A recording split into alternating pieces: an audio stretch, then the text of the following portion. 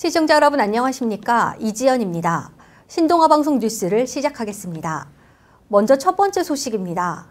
프랑스를 국빈 방문 중인 문재인 대통령이 오늘 오후 에비뉴엘 마크롱 프랑스 대통령과 정상회담을 합니다. 두 정상은 한반도 비핵화 국면에서 협력하는 방안을 논의할 것으로 전망됩니다. 특히 유엔의 대북 제재 완화 문제가 거론될지 주목됩니다. 문 대통령은 정상회담 후 마크론 대통령 부부가 주최하는 국빈 만참에 참석할 예정입니다. 다음 소식입니다. 국회는 오늘부터 국정감사 2주차 일정에 돌입합니다. 기획재정위원회는 통계청을 대상으로 국감을 진행합니다. 최근 야당이 통계청장 경질 사태를 소득 주도 성장 끼워 맞추기라고 주장하고 있어 이를 둘러싼 여야 간 공방이 예상됩니다. 이 밖에 법제사법위원회는 법제처를, 정무위원회는 공정거래위원회 등을, 교육위원회는 서울시 교육청 등을 대상으로 국감을 진행합니다. 산업통상자원중소벤처기업위원회는 한국가스공사를, 국토교통위원회는 한국도로공사 등을 상대로 국감을 실시합니다. 다음 소식입니다. 금융감독원이 주택담보대출 연간 목표치를 넘거나 금접한 일부 은행과 금융기관들을 상대로 주택대출 억제 조치에 나섰습니다. 금융권에 따르면 수협은행은 집단대출이 가파르게 들면서 금감원으로부터 경고를 받고 사실상 연말까지 집단대출이 중단됐고 새마을금고의 주택대출도 중단된 상태입니다. 또 가계대출 증가율이 당국의 연간 목표치 7% 선에 다가선 NH농협은행, KEB하나은행도 조만간 주택대출을 중심으로 가계대출 문턱을 높일 전망입니다. 다음 소식입니다. 우리나라 국민 10명 중 4명이 가계부채를 보유한 것으로 나타났습니다. 국회 정무위원회 소속 더불어민주당 김병욱 의원이 나이스 평가 정보로부터 제출받은 자료에 따르면 6월 말 기준 우리나라 국민의 37%인 1,900만 명이 가계부채를 보유한 것으로 집계됐습니다. 이들의 부채 총액은 1,530조 원이며 1인당 부채는 8천만 원으로 1년 전보다 260만 원 증가했습니다. 1주택자와 다중채무자의 부채 총액은 1년 전보다 각각 5.8%, 6.9% 증가했지만 다주택자의 부채 총액은 2.7% 줄었습니다. 다음 소식입니다. 3년 만에 국내에서 발생한 메르스 상황이 내일 0시부로 종료됩니다. 질병관리본부는 세계보건기구 WHO 기준에 따라 지난달 8일 양성 판정받은 환자로부터 시작된 메르스 상황이 내일 0시 종료된다고 밝혔습니다. WHO는 확진 환자가 음성 판정을 받은 날로부터 최대 잠복기인 14일에 2배가 지날 때까지 추가 환자 발생이 없을 경우 상황이 종료할 수 있다고 규정합니다. 지난달 8일 확진받은 메르스 환자는 서울대병원에서 격리치료를 받다가 같은 달 17일 음성으로 확인돼 완치로 판정됐습니다. 다음 소식입니다. 올해 대학 수학능력시험 전 마지막 전국 단위 모의평가인 전국연합학력능력평가가 내일 전국 1,835개 고등학교에서 치러집니다. 시험을 주관하는 서울시 교육청은 이번 시험에 고3 학생 49만 명이 응시한다고 밝혔습니다. 수능과 마찬가지로 시험은 오늘 8시 40분부터 오후 5시 40분까지 총 5교시에 걸쳐 진행됩니다. 한국사는 필수 응시 과목, 수학 영역은 가형과 나형 선택형으로 치러집니다. 개인 성적표는 오는 31일에 제공됩니다. 다음 소식입니다. 어제 오후 4시 30분쯤 전남 목포 신안군 앞바다에서 어선 2척이 충돌해 승선원 2명이 숨졌습니다. 같이 타고 있던 나머지 3명은 생명에 지장이 없는 것으로 알려졌습니다. 해경은 정확한 사고 원인을 조사하고 있습니다. 앞서 오전 9시 20분에는 경남 통영 욕지도 인근에서 조업을 하고 있던 잠수부 60살 A씨가 의식을 잃고 숨지는 등 사고가 잇따랐습니다. 다음 소식입니다. 인천소방본부는 고양시 대한송유관공사 화재 사건을 계기로 내일부터 2주 동안 관내 대량 위험물 저장 취급 상태를 점검한다고 밝혔습니다. 점검 대상은 지정 수량 3,000배 이상의 대량 위험물을 저장한 8개 사업장 위험시설물 315곳입니다. 점검단은 인천소방본부를 비롯해 관련기관 전문가 8명으로 구성됐으며 소방시설 작동 여부와 안전관리자 근무 이행 실태 등을 집중적으로 들여다볼 방침입니다. 다음 소식입니다. 지난달 말 이집트 홍해의 유명 관광지 다합에서 스노클링을 즐기던 한국인 남성이 숨진 사고가 뒤늦게 알려졌습니다. 이집트 교민 등에 따르면 지난달 28일 다합의 바다에서 한국인 여행객 33살 A씨가 스노클링을 하다가 숨진 채 발견됐습니다. 당시 A씨는 해안에서 20에서 30m 떨어진 바다에서 스노클링을 하고 있었습니다. 이집트 당국의 조사 결과 A씨의 시신에서 다른 외상은 발견되지 않은 것으로 전해졌습니다. 다음 소식입니다. 도널드 트럼프 미국 대통령이 북한 김정은 국무위원장과 훌륭한 관계를 유지하고 있으며 북한 문제 역시 잘 진행되고 있다고 말했습니다. 미 시사주간지 타임에 따르면 트럼프 대통령은 지난 10일 이 잡지와의 인터뷰에서 자신이 취임하기 전에는 미국과 북한 간 전쟁이 날 수도 있었던 상황이었다면서 그러나 지금은 김정은 국무위원장과의 관계는 훌륭하다며 정말 좋은 대화를 나누고 있다고 말했습니다.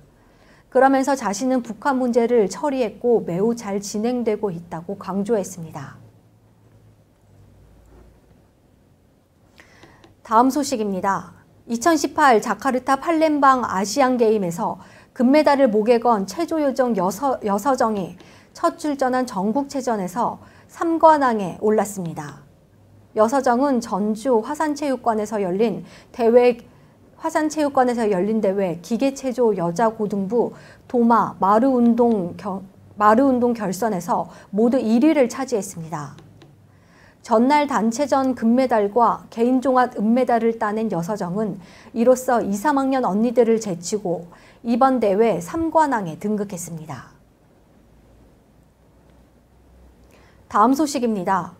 가난과 질병으로 고통받는 지구촌 아동들을 돕기 위한 2018 국제 어린이 마라톤이 서울 월드컵공원 평화광장에서 열렸습니다.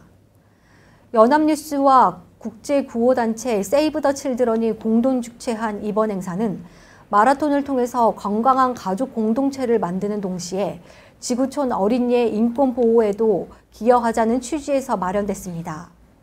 이번 대회에는 가족 단위 참가자 약 2,800명이 몰려 성황을 이뤘습니다. 다음 소식입니다. 명품 업체 루이비통을 패러디한 디자인을 사용한 국내 화장품 업체 더 페이스샵이 루이비통에 5천만 원을 배상해야 한다고 법원이 판결했습니다. 더 페이스샵은 미국 가방 브랜드 마이어 더 백과 계약하고 루이비통을 패러디한 디자인을 화장품과 주머니에 사용했습니다. 마이어 더 백은 앞서 미국에서 가방 한쪽 면에 명품 가방 일러스트를 그려 넣은 제품을 출시해 정당한 패러디로 인정된 바 있습니다. 하지만 법원은 더 페이스샵 제품이 패러디 의도가 분명히 드러나지 않고 오히려 명품 이미지를 이용할 의도가 있었다고 법원은 결론 내렸습니다. 다음 소식입니다. 아베 신조 일본 총리가 도쿄에서 열린 김대중 오부치 한일 파트너십 선언 20주년 기념 심포지엄에서 미래지향적 한일 관계를 발전시키겠다고 말했습니다. 아베 총리는 심포지엄 인사말에서 지난달 미국 뉴욕에서 열린 문재인 대통령과의 정상회담에서 이런 것을 확인했다며 이같이 말했습니다. 아베 총리는 또 한일 젊은이들이 서로 교류하며 미래를 향해 성을 쌓아가는 것을 원한다고 말하면서 한일 관계 발전을 위해 문 대통령과 강하게 협조할 것이라고 덧붙였습니다.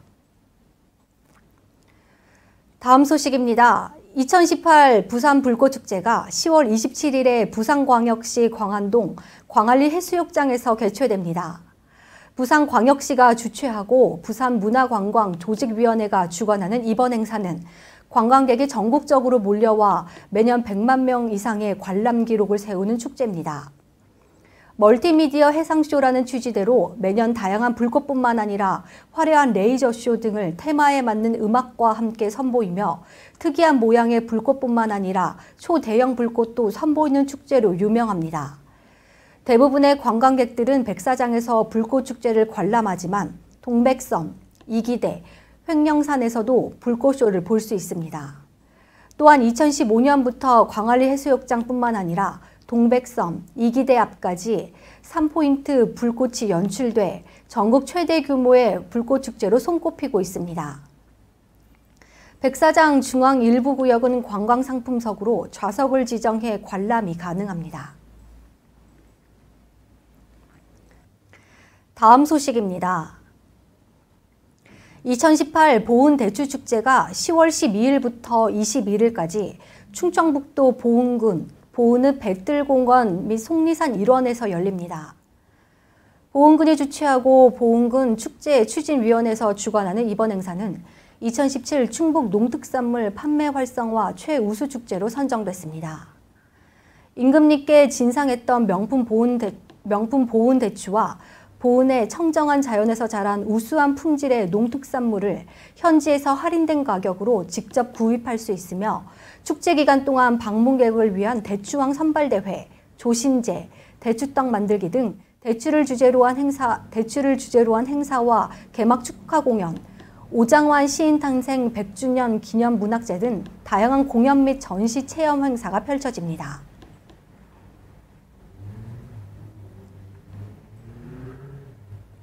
다음 소식입니다.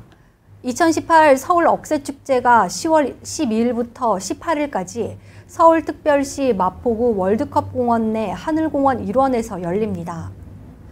서울녹지사업소 주최 주관으로 열리는 이번 행사는 억새꽃이 만발한 10월 월드컵공원 내 하늘공원에서 색색의 조명으로 물든 억새밭과 서울의 아름다운 야경을 감상할 수 있습니다. 생태공원으로 조성돼 야생동식물 보호를 위해 야간에는 출입이 통제되는 하늘공원을 야간 개장해 삶에 지친 도시민들에게 은빛 억새 물결 사이를 거닐며 삶의 여유를 느낄 수 있는 기회를 제공합니다. 서울 억새축제는 자연 친화적인 공간에서 연령, 성별, 계층에 관계없이 누구나 함께 참여하고 다채로운 공연과 체험 가능한 부대 행사를 통해 오감으로 느끼고 함께 참여할 수 있는 대중적이고 역동적인 서울의 대표 문화축제로 자리매김하고 있습니다.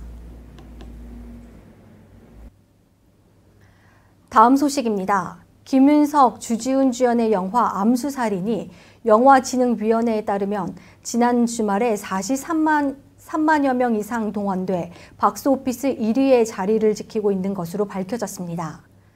14일 기준 누적 관객 수는 283만 명으로 기록됐습니다. 암수살인은 피해자는 있지만 신고도 시체도 수사도 없이 세상에 알려지지 않는 미제 살인 사건으로 감옥에서 7건의 추가 살인을 자백하는 살인범과 자백을 믿고 사건을 쫓는 형사와의 이야기를 다뤘습니다.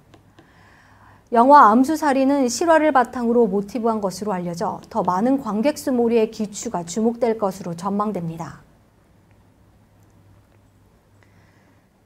이상으로 뉴스를 마치겠습니다. 시청해주신 여러분 고맙습니다.